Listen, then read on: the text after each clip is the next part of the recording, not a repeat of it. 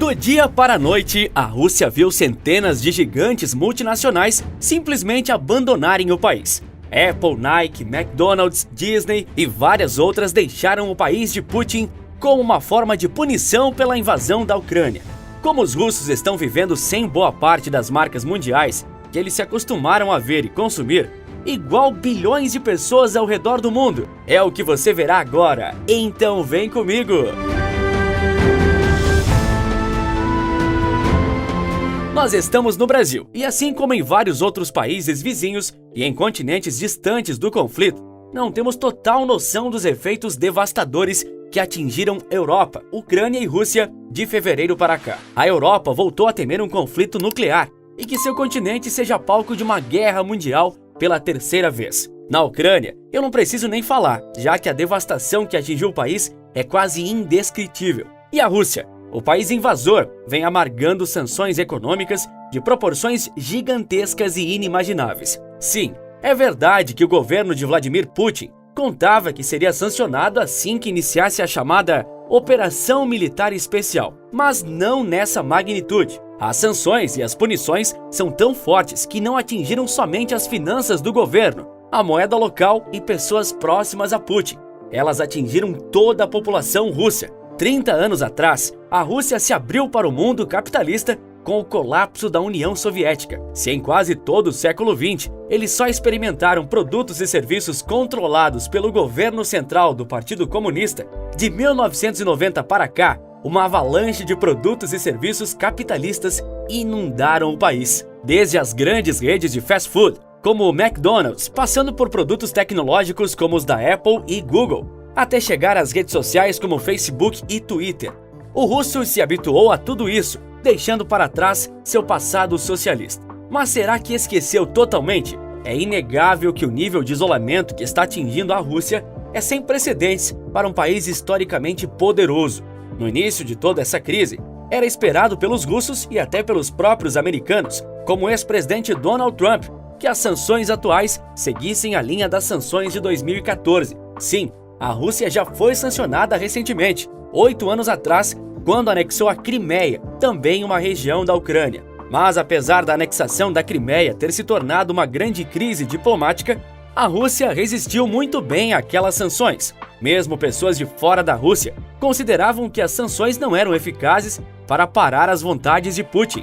Agora, as proporções são muito maiores. Como eu disse, grandes marcas tecnológicas e comerciais já abandonaram o país, mas esses abandonos não se resumem a elas. A companhia aeroespacial Boeing, por exemplo, anunciou que restringiria negócios com a Rússia, como a compra de titânio, apesar de sua maior concorrente, Airbus, ter protestado contra as sanções ao titânio russo. Navios são uma das maiores formas de promover a globalização, já que incontáveis toneladas de produtos que movimentam a economia mundial são transportados por vias marítimas. E isso não impediu que companhias navais como a MSC suspendessem o tráfego marítimo como país de Putin. A empresa Chanel, extremamente famosa no ramo de moda, roupas e acessórios de luxo, tomou uma decisão curiosa. Proibiu que russos, fora da Rússia, comprem bolsas da Chanel se tiverem planos de voltarem para a Rússia.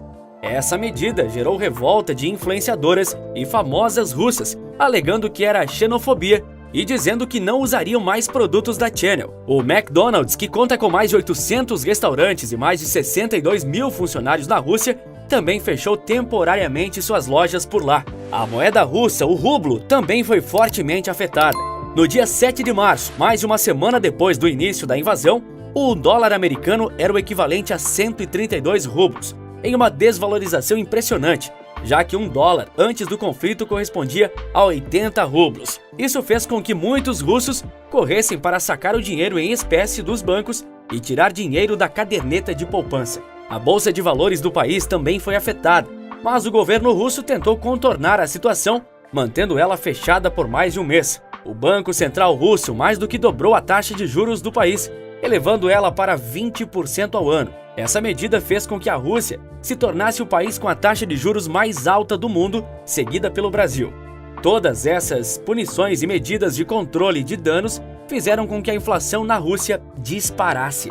E olha que a inflação mundial já estava, antes da invasão, e em vários países, com tendência de alta. já que até mesmo os Estados Unidos estão enfrentando problemas inflacionários.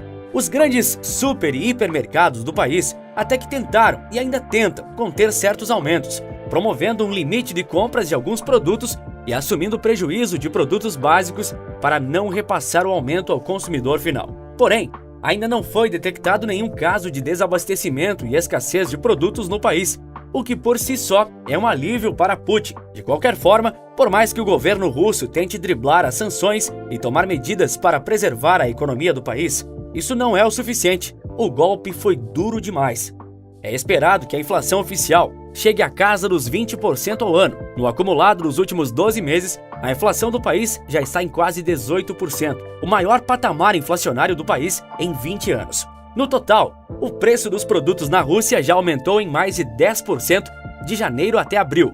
Em 2021, no mesmo período, o aumento havia sido de apenas 2%. Para efeito de comparação, enquanto a inflação na Rússia alcança os 18%, aqui no Brasil ela está em 12% no acumulado dos últimos 12 meses. E nos Estados Unidos está em 8%, um número que também é bastante expressivo, já que a inflação por lá atingiu o recorde em 40 anos. Todas essas más notícias também causaram certo pânico em parcela da população russa, com eles correndo para comprar remédios, especialmente antidepressivos e medicamentos para dormir, movimentando em algumas semanas após a invasão mais do que foi comprado no mês inteiro de janeiro. Todo esse movimento pode ser resultado do medo dessas pessoas de daqui a alguns meses, graças ao isolamento do país, seja mais difícil ou até inexistente o acesso a essas medicações. Essa corrida por medicamentos, especialmente os ligados ao aspecto emocional da população, pode indicar que os russos sentiram o baque das sanções. É um cenário catastrófico. A economia russa deve cair mais de 10% somente neste ano, a maior queda em quase 30 anos. Como eu disse, os russos no período soviético não eram integrados ao mundo ocidental, então empresas como McDonald's, Coca-Cola, Microsoft e Nike não eram comuns no dia a dia da população local. Por décadas, graças ao isolamento do país, os russos foram convencidos de que podem sobreviver sem as grandes marcas ocidentais. Mais do que isso, é natural da população que eles entendam que o Ocidente sempre quis derrotar a Rússia. Esses são os efeitos colaterais da Guerra Fria, que perduram em boa parte da população russa até hoje. Por exemplo, nosso país e nossa população sofreriam muito mais com essas sanções em um cenário hipotético em que o Brasil fosse o país sancionado, já que não estamos acostumados a cenários semelhantes. Segundo pesquisas de televisões estatais, mais de 80% dos russos apoiam a invasão. E apesar de essas pesquisas não serem totalmente transparentes, isso mostra que a forma como o russo enxerga essa crise é muito diferente dos americanos e europeus. E também é importante destacar que, apesar dos efeitos avassaladores das sanções, a população consegue utilizar formas de driblar elas, por exemplo, com o uso das redes sociais. Facebook, Twitter e Instagram estão todos banidos da Rússia, mas eles ainda podem ser acessados por meio de VPN, a internet privada e segura do mundo que consegue furar bloqueios regionais. O Instagram é de longe a rede social mais popular da Rússia e parece que os russos continuam usando o aplicativo, apesar de o próprio governo ter bloqueado ele. Dados indicam que nas 2 semanas seguintes à invasão, mais de 6 milhões de russos começaram a usar o VPN. Além disso, o próprio governo parece resistir às sanções mais do que o esperado. No início do vídeo, eu mencionei que $1 tinha chegado a valer 132 rublos, uma desvalorização astronômica da moeda russa. Porém, atualmente, $1 já é o equivalente a 71 rublos, em um patamar até mesmo abaixo de antes da invasão. Essa resistência da moeda russa é ligeiramente artificial, já que é graças à estratégia de Putin de obrigar os países compradores do gás e petróleo russo a pagar em rublo e não em euro ou dólar. Essa medida fez com que mais rublos entrassem no país. Assim, ele conteve a desvalorização. Existem também empresas que não saíram da Rússia, como 2 gigantes mundiais, Nestlé e Pepsi. Apesar do protesto de funcionários em alguns países europeus, essas 2 empresas mantiveram suas operações em território russo, alegando que precisavam garantir itens básicos para a população local. Sem dúvida, a invasão da Ucrânia atingiu proporções que ninguém no mundo havia previsto, nem mesmo os Estados Unidos e muito menos Vladimir Putin. Todo um cenário de catástrofe e recessão econômica foi criado na Rússia, e apesar de eles estarem resistindo, é importante saber até quando essa resistência aguenta. E o cenário de crise econômica não vai ser só na Rússia. E não sou eu quem está dizendo isso, foi Elon Musk quem alertou para essa crise. Clique no vídeo que está aparecendo agora na sua tela que eu vou te contar tudo sobre essa crise mundial que está vindo devido à Rússia. Por esse vídeo é isso, um forte abraço e bons negócios!